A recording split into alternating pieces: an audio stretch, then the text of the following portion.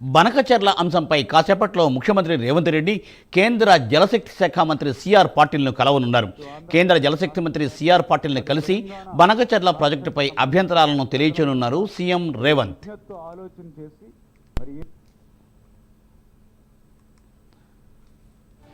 Right, దీనిపై మరింత సమాచారాన్ని మా ప్రతినిధి అజీం అందిస్తారు. అజీం, కొద్దిసేపట్లో సీఎం రేవంత్ రెడ్డి సిఆర్ పాటిల్ని కలవనున్నారు. దాంట్లో ఎటువంటి సంభాషణ వచ్చే అవకాశం ఉంది?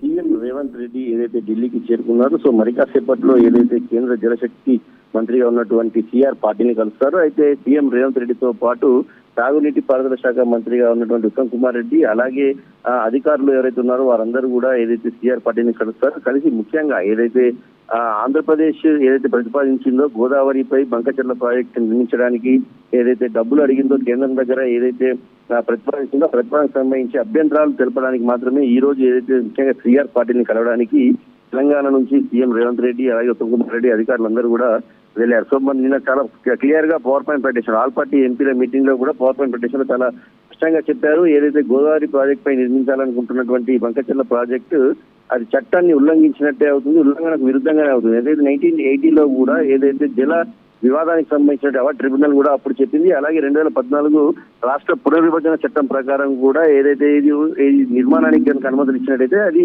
ఉల్లంఘన కిందికే వస్తుంది అని చెప్పి కూడా చాలా స్పష్టంగా చెప్పుకుంటూ రావడం కూడా జరిగింది. సో దీనివల్ల తెలంగాణ రాష్ట్రానికి తెలంగాణ ప్రజలకు ఎంత నష్టం జరుగుతుందనే దానిపై కూడా ఒక క్లియర్ రిపోర్ట్ తోని ఏదైతే సీఎం రేవంత్ రెడ్డి అలాగే మంత్రి ఉత్తమ్ కుమార్ రెడ్డి ఏదైతే సిఆర్ పాటిల్ని కలిసి ఆ నివేదికను మొత్తం కూడా ఇచ్చి జరిగేటువంటి నష్టాన్ని కూడా పూర్తి స్థాయిలో వివరించాలని చెప్పి వివరించడానికి ఏదైతే ఈ రోజు ఢిల్లీకి వెళ్ళారు. సో అక్కడ ఇప్పుడు మరి కాసేపట్లోనే కేంద్ర మంత్రిని కూడా ఏదైతే వీరిద్దరూ కలుస్తారు. కలిసి కూడా ఏదైతే ఇక్కడ జరిగినటువంటి అంశాలు అక్కడ ఉన్నటువంటి పరిస్థితులు అన్ని కూడా చాలా స్పష్టంగా చెప్తారు. నిన్న CM Revanth Reddy press meet లో మాట్లాడుతూ కూడా చాలా క్లియర్ గా చెప్పడం కూడా జరిగింది. ఏదైతే 968 TMC వాటర్ కి సంబంధించినటువంటి ప్రాజెక్టుల నిర్మాణం జరిగిన తర్వాత అలాగే ఏపీకి కేటాయించినటువంటి 518 TMCకి సంబంధించిన నిర్మాణం జరిగిన తర్వాత అప్పుడు మిగులు జలాలు ఏమైనా ఉంటే కట్టుకోవడానికి అభ్యంతరం లేదు. అసలు ఇప్పుడు ఉన్నటువంటి వాటాలో 968 TMCలకు సంబంధించినటువంటి వాటా ఏదైతే తెలంగాణకు ఉందో దానికి సంబంధించిన ప్రాజెక్టుల నిర్మాణం ఇంకా జరుగుతూనే ఉంది. కానీ జరిగే క్రమంలోనే ఇప్పుడే ఏదైతే అక్కడ బంకచెర్ల ప్రాజెక్టు నిర్మించినట్టయితే తెలంగాణ రాష్ట్రానికి తీవ్ర నష్టం జరుగుతుంది, రైతులు నష్టపోతారు, ప్రజలు నష్టపోతారు అనే ఒక క్లియర్ కట్ అయినటువంటి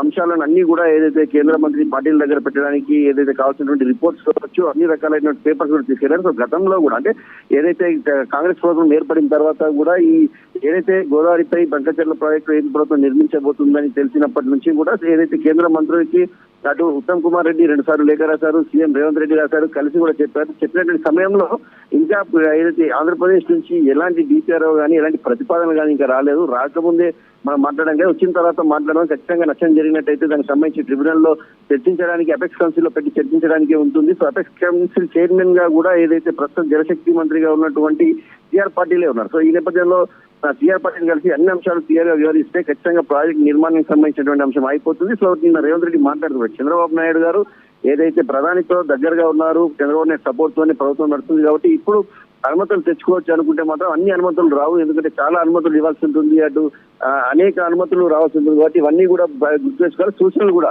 చంద్రబాబు నాయుడు కూడా రేవంత్ రెడ్డి చేయడం జరిగింది. సో ఈ నేపథ్యంలో ఈ రోజు వెళ్ళినటువంటి సమావేశం కేంద్ర మంత్రితో జరిగినటువంటి భేటీ అయితే చాలా కీలకం కానుంది. సో ఈ సమావేశం తర్వాత కేంద్ర జలశక్తి నుంచి ఎలాంటి ఇన్ఫర్మేషన్ వస్తుంది, ఎలాంటి వ్యాఖ్యలు చేస్తారనేది కూడా చూడాల్సింది. దాని తగ్గట్టు ఏపీ ప్రభుత్వం ఎలాంటి రియాక్షన్ ఉంటుంది అనేది కూడా కొంత ఆసక్తికరంగానే మనం చూడాల్సి ఉంటుంది. Murthy, thank you Azeem, thanks for update.